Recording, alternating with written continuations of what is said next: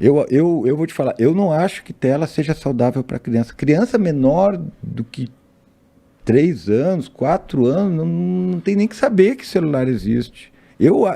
Assim, no mundo ideal, 14 anos. Por quê? Porque, primeiro, por causa dessa coisa de estar interagindo com o mundo físico. Uma criança de 0 a 3 anos, ela está desenvolvendo o que a gente chama de padrão sensório-motor. Ela está conectando áreas sensoriais com áreas motoras. Equilíbrio, entender o quão distante essa caixa tá, entender a textura disso daqui.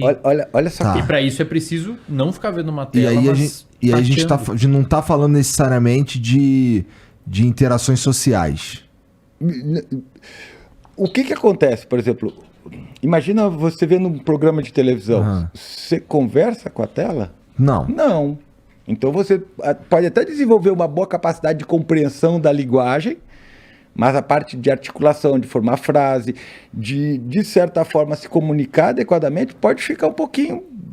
Faz sentido. Pouco desenvolvida ou menos desenvolvida. O lance deu produzir... Pôr no mundo mesmo, dar voz ao que eu tô pensando, é uma habilidade que pode ficar... Pode ficar menos estimulada. Sim. Certo? Tá. E isso... De novo, pode ser que tenha dados sobre isso, não ter acesso a esses dados. Isso eu estou falando um pouquinho da minha prática clínica, da impressão que eu tenho. Então eu entendo, por exemplo, que nesse período de 0 a 3 anos, a criança tem que estar amassando papel, botando coisa na boca... correndo com a mãe, correndo atrás dela, explorando o ambiente, caindo, certo? Porque isso vai ajudar ele a integrar esses circuitos que estão amadurecendo ali, certo? E esses circuitos, eles têm um período de maturação. Depois, essa maturação não é tão fácil, certo? Esse desenvolvimento não é tão fácil. Então, eu acho é uma janela de oportunidade. Então, eu acho que é isso. Entendi. Certo? Então Então, nesse sentido, é uma vantagem que a nossa geração teve, porque vamos lá. Aparentemente, sim. Assim, isso, aparentemente, é verdade. Se a gente parar pra pensar, por exemplo, que 20 anos atrás era muito mais seguro brincar na rua, né? Então, hoje, interações sociais de crianças, elas acontecem majoritariamente na escola, quase que exclusivamente na escola, né? Então, significa que a gente acaba se encontrando numa circunstância que, de fato, as crianças terão mais essas habilidades verbais aí, ou de compreensão e não de execução, mais exacerbadas, né? Isso. Mas é aquilo que você falou, a gente não sabe em que medida isso é bom ou ruim. Vamos saber daqui a 20 anos. Vamos saber, mas... por exemplo, o fato da criança muitas vezes desde pequenininha ali ficar muito sentada olhando uma tela e às vezes não desenvolver. Cara, a criança tem períodos onde ela aprende a sentar, onde ela começa a levantar e cair, não consegue ficar. É importante ter de uma forma... completa a exposição a esses comportamentos para que aqueles circuitos fiquem integrados. A criança está num cérebro muito plástico, ele é muito molengue, ele precisa de estímulo. Inclusive, se você... Às vezes, algumas crianças... A minha sobrinha foi assim quando nasceu. O meu sobrinho foi assim quando nasceu. Um olho por alguma razão, nasce com uma disfunção e tem algum reflexo ali que está prejudicado, indicando que aquele olho está hipofuncional. O médico normalmente fecha o outro. Porque aí, como o olho não está recebendo luz, as áreas lá atrás não se desenvolvem tanto e esse aqui chega no mesmo nível de desenvolvimento e depois você abre. Então, se você priva, por exemplo, você deixa uma criança, digamos, isso não vai acontecer, né? Mas um exemplo. Você priva a criança durante 1 ano de entrar luz, a área do cérebro envolvida por detectar luz atrofia. Cara, você precisa aprender a enxergar. Exato, você aprende a enxergar. Isso mesmo. Você aprende a ouvir, você aprende textura. Olha, cara, isso daqui, ele é pontudo. E os neurôniozinhos da ponta da sua mão começam a integrar isso e o teu córtex somatosensorial começa a hipertrofiar aquela região. Cara. Então a criança, quando de alguma forma está sendo privada desses estímulos, contato com a grama, contato com massinha de modelar, encostar, rasgar, puxar...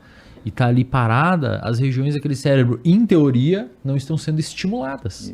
Pode ter algum prejuízo no futuro, não sabemos. Olha só que interessante isso que Wesley falou, porque isso é muito importante. Primeiro, essa coisa de aprender a ver. Quando você nasce, a criança enxerga, mas o sulco calcarino, a área visual primária, ela não está organizada nas camadas de dominância ocular. Isso vai depender da estimulação da luz e da visão da criança. Agora tem uma coisa que é fantástica na visão e que as pessoas não se dão conta, que é a visão de profundidade. Porque, por exemplo, para ver cores você tem receptor, certo? Para ver formas você tem receptores, mas para ver profundidade você não tem receptores, você vai ter que construir essa visão de profundidade. A imagem na retina ela é plana, certo? Como é que o cérebro calcula a profundidade? Por dados pictórios, né? Então, por exemplo, a sobreposição, essa coisa está na frente da outra, o tamanho relativo, as linhas de fundo, a luz, sombra, certo? Mas também pela binocularidade.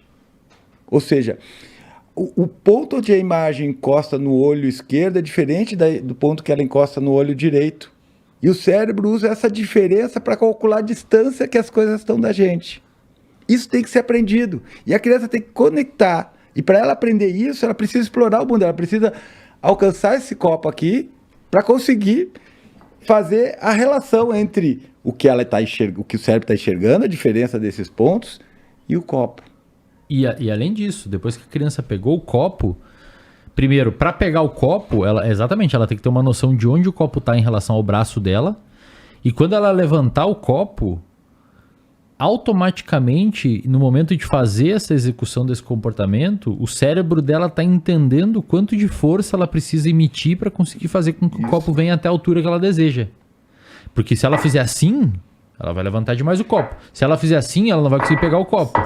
Você já viu É difícil, cara. Ensina um robô a abrir uma garrafa dessas. É uma trabalheira gigantesca, porque é muito difícil abrir uma garrafa dessas. O seu cérebro faz um cálculo absurdo para conseguir fazer isso aqui, ó. Primeiro, eu tive que pegar isso daqui.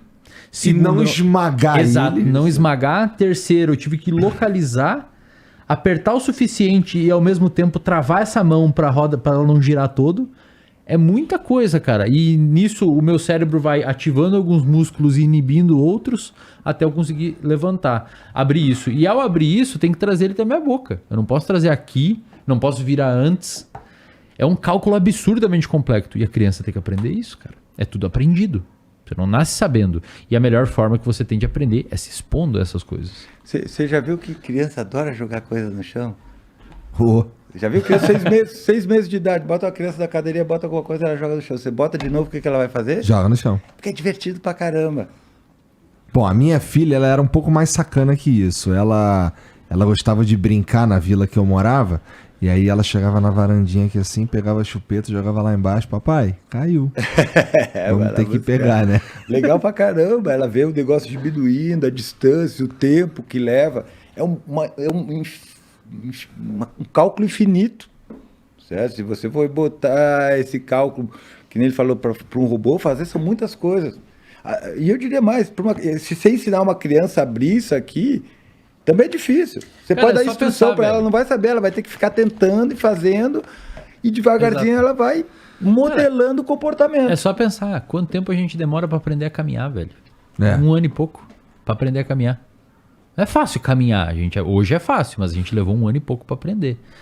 Então, assim, eu não sei o quanto que telas iriam impactar e tal, mas com certeza é preciso expor o organismo a uma série de situações, ao ambiente, para que ela consiga criar repertórios, né?